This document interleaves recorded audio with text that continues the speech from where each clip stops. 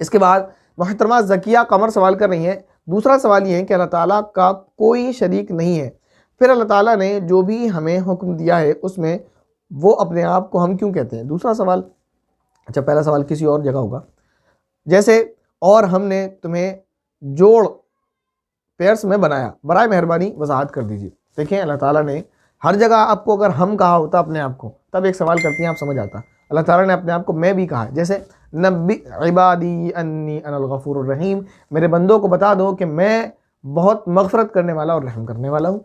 अल्लाह ताला कुरान करीम के अंदर फरमाते हैं फदखुली फ़ी इबादी वदखुली जन्नती, है मेरे बंदो मेरी रहमत में दाखिल हो जाओ, मेरी जन्नत में दाखिल हो जाओ, मेरे बंदों में दाखिल हो जाओ। अल्लाह ताला क़यामत के दिन ये फरमाएंगे। बहरहाल ये कि अल्लाह ताला ने अपने आप के लिए सिंगल और जमा यानी वाहिद मुतकल्लिम जमा मुतकल्लिम दोनों सीखों का इस्तेमाल किया। अब इसका सवाल ये है कि अल्लाह ताला ने वाहिद होते हुए अपने आप को जमा का इस्तेमाल क्यों किया, तो उसका जवाब ये है हर ज़ुबान में ये मुहावरा है, इस्तेमाल इस तरह इस्तेमाल होता है अपनी बड़ाई को जाहिर करने के लिए, और अल्लाह रब्बुल इज़्ज़त सबसे बड़े, तो अल्लाह ताला को जमा का सीगा बिल्कुल इस्तेमाल करना चाहिए, क्योंकि हम एक अदना सी मखलूक, जैसे मैंने खुद बोला हम, तो हम आपस में अपने आप को हम बोलते हैं। खुद इंसान सिंगल भी होता है वो बोलता हमने आपसे कहा था, हमने आपको बताया, तो वो अपनी बड़ाई बंदा एक जाहिर कर सकता है। तो अल्लाह ताला को तो बदल जवाला करना चाहिए। खालिक के कायनात का कलाम होने के लिए यानी होना इस बात को वाज़े करता है कि वो जब हम का इस्तेमाल करता है तो बताता है पूरी कायनात का मालिक मैं ही हूँ। वहाँ हम का मतलब ये नहीं कि मेरे कोई शरीक भी हैं, हमसे मुराद यही है जो मुहावरा।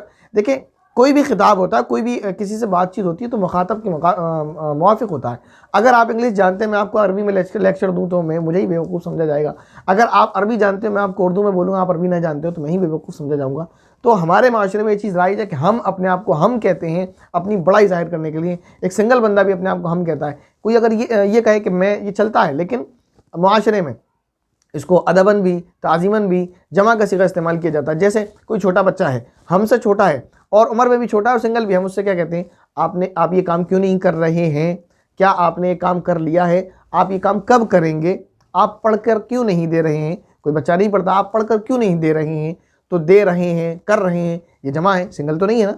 तो ऐसे ही अदब और ताज़ीम के लिए, अपनी बड़ाई के लिए या बड़े का अदब और एहतराम के लिए इस चीज़ को इस्तेमाल किया जाता है। तो ऐसे ही अल्लाह ताला ने अपने लिए ये इस्तेमाल किया है। और इसका एक और जवाब यह है कि अल्लाह ताला खालिक के कायनात है, वो जो चाहे वो इस्तेमाल करे। बहरहाल एक बेसिक सा जवाब मैंने आपको पहले दे दिया। इसके बाद इनका जो सवाल है, पहला सवाल कह रही मुफ्ती साहब, फितने का मतलब सेक्सुअल डिज़ायर्स होता है, जिनके अंदर हमें लगे कि सेक्सुअल डिज़ायर्स पैदा नहीं होंगे तो क्या हम उनके सामने सिर्फ अपने फेस को खोल सकते हैं, जैसे खालू फूफा, खलेरे भाई, फुफेरे भाई। इनके अलावा तो मैं सबसे पर्दा करती हूँ, अगर इनसे पर्दा करना बहुत मुश्किल हो जाए तो मेरे लिए मैं बहुत अच्छा, इनसे पर्दा करना मेरे लिए बहुत मुश्किल हो जाता है, मैं बहुत परेशान हूँ। देखें आपने ये कहा कि सेक्सुअल डिज़ायर्स मैं समझती हूँ इनमें नहीं होंगे, तो आपका समझना काबिल एतबार नहीं है। मैं नहीं कहता वो बुरे हैं, अल्लाह ना करे, लेकिन ऐसे केसेस हो जाते हैं इनमें भी, कज़न्स में और खालू के तो बहुत ज़्यादा केसेस मिलते हैं। तो मैं नहीं कह रहा कि वो ऐसे, अल्लाह माफ़ करे मुझे, मैं ना उनके लिए बदगुमान हूँ। लेकिन आप ये कहें किसी के बारे में कि मुझे नहीं लगता, तो आपके लगने से नहीं होता। जिनके साथ बेचारियों के साथ ये केसेस हो जाते हैं उनको भी तो नहीं लगता, अगर लगता तो फिर क्यों ऐसे केसेस होते हैं, उनको नहीं लगता तभी तो हो जाते हैं। एक बात तो ये। दूसरी बात ये कि आपका ये कहना कि ये केस नहीं होगा तो पर्दा करना, या होगा तो नहीं करना, ऐसा नहीं है। जैसे शराब हराम है, कोई पिए उसको नशा आए तब भी हराम है, कोई पिए उसको नशा ना आए तब भी पीना हराम है। शराब को एक जो है लीटर पीना भी हराम है, शराब की एक बूंद भी हराम है। तो ऐसे ही गैर महरम से पर्दा करना बहरहाल ज़रूरी है, चाहे वो आपका कज़न हो, फूफा हो, खालू हो, या कोई भी हो, आपको उससे पर्दा करना है। आपको चाहे भले ही लगता हो कि इनसे डिज़ायर्स जो है, या मतलब आपको फितने का अंदेशा बिल्कुल भी ना हो, पर्दा तो है ही। अब रह जाता है मसला पर्दे की हद क्या है, ये बात है। पर्दा तो आपको करना है, तो आप जितना पर्दा कर लेती हैं, जैसे आपने कहा कि फेस के अलावा बाकी आप पर्दा करती हैं, तो बहुत अच्छी बात है, क्योंकि आपने कहा मुश्किल हो जाता है। बेहतर तो यही है, यही कहा जाएगा, बेहतर अफजल ये कि पूरा पर्दा किया जाए।